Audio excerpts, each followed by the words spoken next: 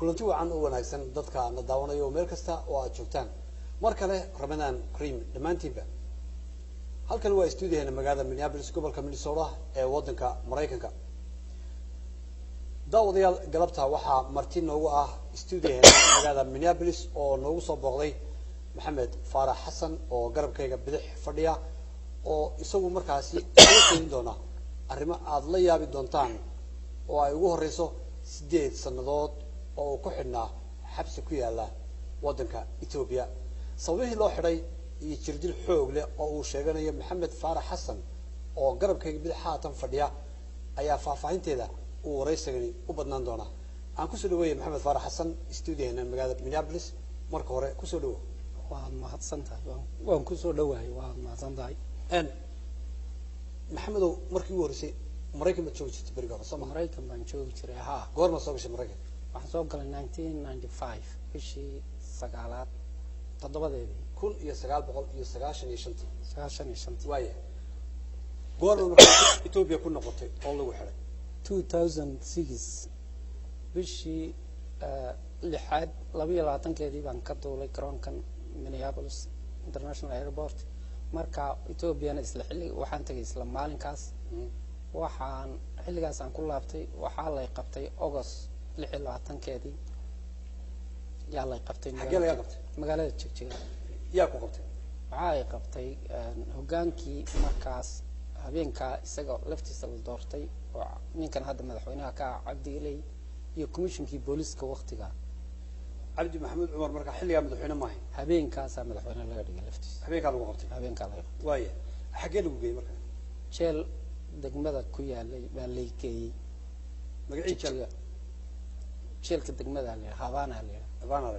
marka markii meeshii lagu geeyay maxaa lagu eedeeyay maxaa lagu soo qabtay lagu yiri runtii markii wax eedeeyay ma jirin muddan meesha ku xidhnaa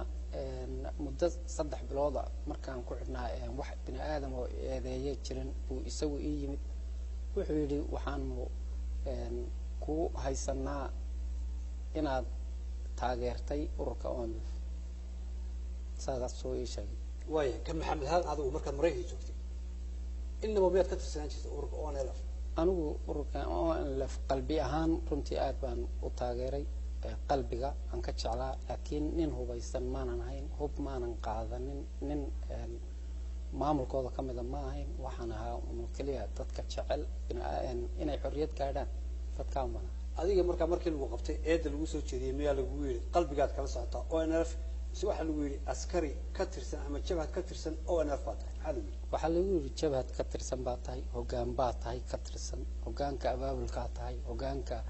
xiriirka dibadda u tahay waxyaabo noocaas oo iskeen karin bay u adeeg waaye imsaad ku jirta xabsiga marka xilliga waxaan ku jiray waqtiga hore waxaan ku jiray 3 sano iyo 9 bilood 3 sanadood ee aad xabsiga ku jirtay maxaa dhibaatooyin oo aad ka cabanaysaa xabsigii hore waa laba qaybood buu xabsigu ahaa markan hore 3 sano iyo 9 bilood buu ahaa dhibaatooyin aad fara badan baa isoo gaadhay waxa isoo gaadhay jirdil waxa isoo gaadhay qaawin waxa isoo gaadhay hanjabaad waxa isoo gaadhay waxa la yiraahdo runtii maskaxdayda oo isbedel weyn ku dhacay oo aan arkayo waxyaabo xun oo fara badan hortaada kolkii lagu sameeyo dib aad u badan waa isbedel weyn baa kugu dhacay tan adiga ku soo gaadhay tan dadka kale soo gaadhay waan ka hadli doonaa tan adiga goonida ku soo gaadhay dharka laga saari jiray waa la qaawiyaa dharka laga saar waa lagu garaacay marka waa la garaacaya electric waa lagu qabanay waa la garaacay marka maxaa lagu leeyahay waxba lagu leeyahay qiraal leeyahay wuxuu sheego waxba miyaanu wax sheego waxa la sheego marka weygii si jir baa lagu garaaci jiray weygii waxa la garaaci jiray ilaa 2 jeer muddo 3 sano iyo bar muddo 3 sano dadka kale xabsiga ugu laxnaa maxay qabeen iyagu dhibkaas indhaha ku arkaysa dhibkaas kale qabeen kufsiba dumarka la kufsanayay waa la dhacayo waxa ay hanti ay haystaan baa laga dhacayay qaraabadooda loo diidanay inay u yimaadaan aad iyo aad baa dhibaatadaas ay u haysatay taa aniga ay haysato kala haysatay waata 3 sano iyo bar kadib xabsiga waa laga saaray 3 sano iyo kadib xabsiga waa laga saaray nin wasiirka cadaaladda ahaa baa warqad soo qoray wuxuu yiri markaas ninkan wax lagu dacweyn karo ma jiro aniguna waraaqaan geystay federaalka heer federaal wasaaradda maxkamad wasaaradda cadaaladda warqad baan u diray human rights-kooda warqad baan u diray wasaaradda arrimaha gudaha warqad baan u dirsaday oo heladaydu ay yani ay iyagu u direen markaa kadib yaa waxaa ii yimid nin madaxweynaha markaa ka ahaa ninuu soo diray oo uu yidhi ka baadh iris tii baan waxoogaa hadala isaga ku yidhi wuu ka xanaaqay oo nidhi war isaga islaamtiisu aynu islaam ahayn isaga ha laga baadho tii buu midiyaha u sheegay nin safiir qusulka maraykanka meesha ay igu yimid markaa kadib yaa waxay iga bedeleen jeelkii waxay geeyeen jeelka weyn intaynan jeelkaa weyni geynin qusulka wuxuu ii sheegay in laysii daynayo qusulka maraykanka halkaa joogay jeelkii bay durbe ii bedeleen iyagoo igu dhuuminaya uu ka warhelay meeshii buu igu yimid markaas waa laysii daayey waxaan u cararay Addis Ababa 2 bilood 3 bilood baan meeshii joogay way soo xadeen mar labaad bay jeelkii igu soo celiyeen markaa wax cida oo iga warhaysay ma jiro eheladaydii way diideen inay arkaan way u diideen cid walba oo aniga soo raadinaysay way u diideen inay arkaan dhibaatooyin fara badanna way geystay xabsigii hore miyaa lagu celiyay mise xabsi kale cusub xabsi kale oo ka bedelan baa la geeyay way kii hore kan kuma dhib badan marka kan dambaa dhib badnaa way maxaa isna lagu sii gaarsiiyay waxaa lagu gaarsiiyey god yar oo 1 mitir 2 mitira yaa leegeeyay 9 bilood baan kaliya 9 habeen baan kaligay ku jiray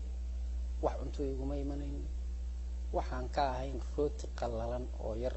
yaa ii imanay iyo biyo bas dhibaatadaas yaan godka yar 9 bari ku qabay markaa kadib 13 ruux baa godkii aan kaligay joogay lagu soo xareeyay ee 2 mitiraha cidhiidhi iyo dhib badan huur badan iyo kulayl badan iyo ciqaab badan soo jeed badan iyo fadhi badan meelaad istaagta lahayn meelaad fadhiisata lahayn meelaad saaxata lahayn dhibaatooyinka faraha badan baa muddo 6 bilood aan ku jiray kadib way iga saareen jeelkii bay geeyeen jeelku sidiisaba 3 qaybood buu kala yaalaa qayb ciqaabta oo afka xabashiga ay ku yiraahdaan meesha ku soo bartay jalamaa bayd ay ku yiraahdaan meel dadka siyaasadda u xidhan ay ku xidhan tahay isna ciqaab labaada oo dadku overcrowd ay ku yihiin ku fara badan yihiin dadku qolal yaryar baa lagu xareynayaa dirshadaha waa laga alxamayaa oo dirsha ma laha 24 saac 2 jeer baa la soo kaadisiinayaa salaada subax ee hore iyo maqribkii markay tahay la soo kaadisiinayaa intoo kale meeshaas ay ku jirayaan dhibka faraha badan bay ugu qabsadeen meesha dadka xabsiga kuula jiray ma waxay u badan yihiin marka dad lagu eedaanayo oo aan arafin ka tirsan dadkaas ay u badan yihiin ha waad dadkaas ay u badan yihiin inta kadib maxaa dhacay waxa dhacay habeenada kamida meesha ku jiray yaa 800 oo ruux ba gurigii laga soo saaray oo raga 800 waa la qaawiyay kabigooda intii la qaawiyay oo meel la isugu keenay yaa iska qabsada leeyahay saydi bay leeyihiin sodog baa saydi bay isu yihiin sodog bay isu yihiin gabdhihii bay kala qabaan qaraabooyin eheladii walaal nin walba dadkii mujtamaca dhan 800 ruux meeshaas lagu qaawiyay dharka lagaga dhigay ta kale dhibaatooyinka jira maxaabiista lafteeda yaa la isu dirayaa maamul baa loo sameynayaa gurigiiba 2 nin baa maamulaysa 2 nin waxay sameysanayaan 5 nin 7 ruux heer waxay heli karaan ay ruuxa maxbuuska ah ee kale iyagoo maxaabiisa ay dilaan oo nafta ka gooyaan marka waa gaangis ka dhex sameeyay waa gaangis meesha laga dhex sameystay oo ay sameysteen nimanka maamulka meesha habeenkii oo dhan waxaa la warsanayaa sidii dambe baadhe ruuxa meel baa soo taagayaa waxaa la odhanayaa adigu naftaada ku soco oo ka warbixi macnaha ka warbixi ruuxii si waxaad xusuusanaysaa maalinka yawmal qiyaamaha waxaan maqli jiray waxaad ka cararaysaa ehelkaaga aad ka cararaysaa aabaha waad ka cararaysaa hooyada waad ka cararaysaa qaraabo waxaad taqaanay sidii oo kale waxaad uga cararaysaa ruux ku yaqaana sababta ruuxaas xog baa lagu weydiinayaa halkaas lagu taagayaa habeenkaas oo dhan yaa lagu wareysanayaa oo lagu leeyahay maxaa dambi ood ka geysatay wadanka madaxweynuhu Cabdi Maxamuud Cumar weligii ma ku yimid ama fariin ku soo diray ogsoogaay hadii uunan iimanin weekii mar wuxuu ii soo dirayay commissionka meesha haysta ama hoggaanka nabadgelyada so face to face buu weyn aad buu wuxuu weydiinayay intaan meesha joogo anigu xabsiga kama baxaysid buu yidhi wuxuu weydiinayay oo kale dhibaatada ma naga daysay war nin xidhan waxaan idhi war nin xidhan oo aad qol ku xidhatay oo lugtii aad kala baxday weliba maxaa dhibku kugu haya lugta laga baxay maxay tahay lugtan artificial weeye lugta waa ku go'an way go'an tahay way la baxeen way jajabiyeen iyagaa hayay lugta intii caagahay iyagaa haystay waata waan boodboodaya xabsiga dhexdiisana aan u dhex boodboodi jiray iyagaa haystay lugta saas ahayd marka ninkan noocaasa dhibaatada ku gaadhsiin karo maxay intay la eg tahay 8 sano baad boodboodaysa marka 8 sano aan boodboodaya waata marka sidaas uu ila hadli jiray waa la garaaci jiray askartiisa isaga waardiyiisa yaa garaaci jiray dhibaatadaas waa jirta xanuunka u badan ee imika xasuustaada ku jira markaad xasuusatid xabsigii aad ku jirtay maxaad maxamed oo tilmaami kartaa runtii xabsigaan ku jiray xanuun aad iyo aad u badan buu yuu qabaa yaa igu soo maray oo al'aana ka jira xanuunkaas faraha badan ee dilka iyo boobka iyo kufsiga iyo dhaca leh intaba xitaa maxaabiista lafteeda laysu dirayo maxbuusku uu gaadhi karo inuu ku dilo oo nina una weydiinaynin askariga waardiyuhu inuu ku dilo budh kugu dilo uunan nina waxba ka weydiinin uun dambi ka cabsanaynin nafaqa darrada iyo dhibaatada ka jirtay cuntadii laga gooyey eheladoodii iyo qaraabada noo soo dhiibaysay laga jaray baahidii wixii oo dhan iyadoo ay jirto iyo haddana waxaa xusuusta igu daran aan igu si dhib ka badnayd ba ay tahay markii aan soo baxay magaaladii Jigjiga ku soo baxay yaa magaaladii Jigjiga ee banaanka ahayd xabsiga aan kaga jiray oo waxaan arkay xabsigii oo kale iyada lafteeda magaaladii waa xabsigii oo kaleba oon ruuxna hadli karin ruuxna aamus ruuxii ii yimaada war afkaaga haysuula ruuxii ii yimaada waxba ima sheegi karin see tahay bas u sii dhaqaaqay ruux walbana uu cabsanay aad iyo aad uu cabsanay dhibaatada ugu daran ee maskaxdayda aad iyo aad u ciriiri kalisay war magaalo aduu xabsi baad ku jirtay magaalada dhan iyo wadanka dhan haddana xabsiga ku jira muxuu ahaabay waaye bal dadka dhibaatada haysta iyagana gudaha ku jira ama magaalada jooga badiisha dadka dhibaatada haysta waxa weeye dadku xuquuqdooda kama hadli karaan inaba hayraat wax xuquuq ma haystaan dil iyo dhac iyo kufsi ciidamo gaangisa oo samaystay oo new iyo Malaysia waxay loogu yeer noocyo badan leh abaabatana ilaa 6-7 ciidan oo magacyo leh oo isagu samaystay yaa boobahay dadka dhibaatada haystaasay ahayd waxay ahayd qabiilooyin dadka Soomaalidu sideeda waxay u samaysan tahay qabiilooyin qabiilaha meesha degan wadanka degan qabiilba maalin buu weerarahay oo baabiinay family-gan ogaadeen qabiilka la yiraahdo meesha degan qabiilkan ogaadeen way dhamaysteen dhibaatadoodii iyadoo ay dhamaysteen yaa haddana dadka Soomaaliyeed ee dhibkan la qabay yaa haddana waxa uu sii daran yaa waxay oranayaan kii farxada ee ka farxada wadanka goboladan dariska sida waqooyiga oo kale goboladan dariska oo dhan Soomaali meel kasta mid walba kii farxada lafiis la carar dib soo celinayeen nasiib darrada iyo dhibaatada ugu badan ee meesha ka dhacaysay waxay ahayd war haddii ummadan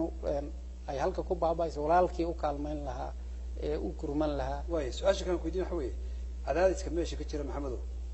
dhaqanka dadka deegaanka degan dhaqankooda ma saameeyay aad buu saameeyay maxaa ka mid ah uu saameeyay wuxuu saameeyay dadka dhibaatada haysata waad aragtay TV-giisa waxa ka socda dhaanta ka socda kama socdo inaba ha yaraatee wax muxaadara ah xitaa shahaada kama maqlaysid bismillaahir rahmaanir rahiim xitaa kama maqlaysid waa dhaanta kaliya waxa la isu soo bixinayaa dukaamada dhan baa la xidhayaa dadkii dhalinyaradii odaygii waayeelkii suldaankii sheekhi aqoon-yahankii waxgaradkii dhammaan baa meel la isugu keenaya waad aragtay waa la wada neekinaya la dhaantaynayo qasab shirar aan waxba ka jirin buu u qabanayaa danahoodii intay danooda qabsan lahaayeen danahoodii buu ka baabiinaya waad aragtay dhibka ka jira tuubo kaliya iyo wuxuu ku qabanayaa meediyaha hal ceel oo ka qodan gobolka Shaneela ka qodan buu ku qabanayaa meediyaha ku qabanaya ceelkaas tuubada ku kaamirada ku weyneynaya waa wada biyo leh magaalada Jigjiga way ooman tahay layr la'aan weeye wax ka in yar oo laamiga gudihiisa qofka lagu eedeeyo oo aan nafbaad ku leedahay ka sakow ehelka reerkiisa ama reerku ka soo jeedo ma saameynaysaa way saameynaysaa ha dhibaato aad u badan dhib aad u badan qofkii oo neef lagu eedeeyo haddii la qabto waa sax waa la qabtay isaga iyo ehelkiisii oo dhan waa la soo duubaya xabsiga la keenaya ka maqan in la qabanin eheladiisii oo dhan baa la soo kaxaynaya xabsiga la keenaya waa lagu jirdilayaa waa lagu garaacayaa waa lagu baabi'inayaa keenaa la leeyahay isagii keenaa la odhanaya maxamed mar dhaweyd waxaad iga sheekeynaysay in dadka meesha deegaanka qaarkood la yidhaahdo lama guursan karo hablahooda ama gabdhahooda iyagoo loo aaneynayo in ay dawladda kasoo horjeedaan ama oo aan fagatirsan arrinkaas ma wax dhababa si waa arrin cadhada un ay ku gelisay xaqiiqo waa arrin dhaba wey waa arrin laga ogyahay waddanka laga ogyahay wey waa arrin gobolka laga ogyahay waa arrin dadkii booqday meesha ay og yihiin wey waa wax jira wey lama guursanayaa la odhanaya waxaa weeye qabiilada faamilada hoose ee dadka xubnaha oo aan la mas-uuliyiinta sare ka midka la guursan maayo saas iyay ku dhawaaqeen maamulka kilaamistee meesha ka jira warka xaggaad ka maqashay adigu xabsiga yaan ka maqlay isagaa lahaa jeelka ku lahaa laftiisa yuu ka lahaa idaacadihiisuu ka lahaa isaga idaacadihiisa telefishinkiisuu ka lahaa dhibaatada ku gaadhay ee xabsiga kaa gaadhay ee jirdilka iyo garaacista faraha badan lagu geystay sida aad adigu tilmaamaysa haatan ma jirtaa weli idaacadaha caalamiga ee afka soomaaliga ku hadla mid kamida oo aad u gudbisay ama qolooyinka qaabilsan human rights dadka qaabilsan xuquuqda bini aadamka oo aad la kulantay oo aad interview kanoo kale aad siisay ma jiro weli lamaana kulmin maxamedow stuudio waad nagu soo booqatay si aad u sheegatid dhibaatada iyo tacadiga lagu geystay waxaan joognaa maanta maalin rabadaana nin weyn baa tahay waayo araga arrimaha dadkii dhinacan xuduudda kala leh xasuuqa uu ka geystay waa mid soomaalida degaanka dhulkaa degan oo dhan gobolka ogaden degan oo dhan ay u taalo weeye waa mid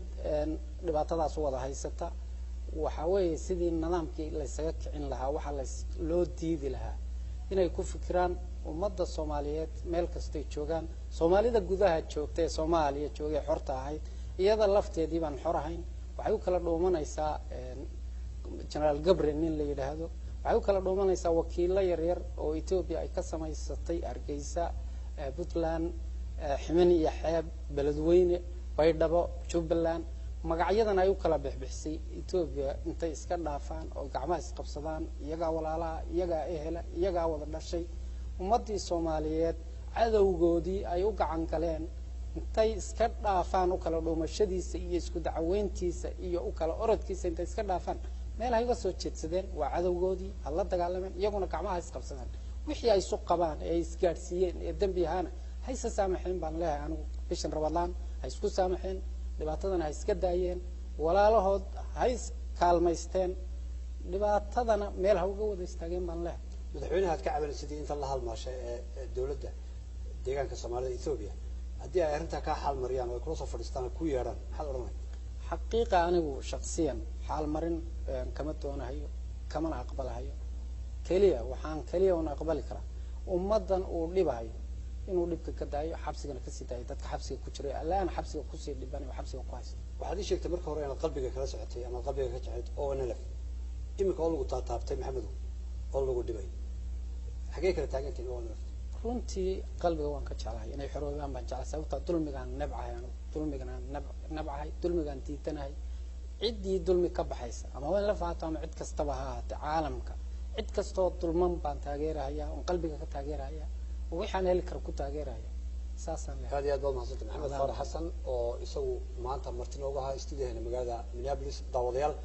kana cabanayay dhibaatooyin iyo tacadiyo loogu geystay xabsi ku yaala magaalada jigjiga oo uu ku xidhnaa 8 sannadood isagoo aan markaasi wax maxkamada lasoo taagin isla mar ahaantaasna naftiisa dhibaatooyin iyo tacadiyo jirdil ay ka mid tahay loo geystay tan iyo kulankeena dambe waraysi kan oo kale intaynu dib ugu kulmi doono waa cali xalaadho oo dhammaantiin baa idinkaga tegaya sidaa iyo nabad geliyo